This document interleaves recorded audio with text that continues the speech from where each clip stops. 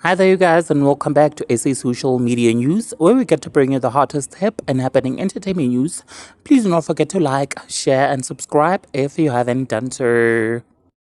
Guys, it was reported a week ago about the passing of Umndeni star Malwandle. And on today's episode of Umndeni, we get to see his brother Lwazi breaking down while giving an emotional speech about his brother Malwandle, who unfortunately passed away due to an illness which hasn't been disclosed yet, you guys.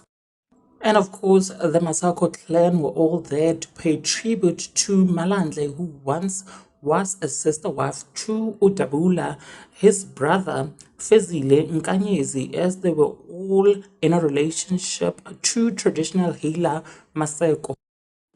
Davula broke down, you guys, even fainted at the graveyard when Malwandle was being buried, you guys. This is a truly sad, you guys.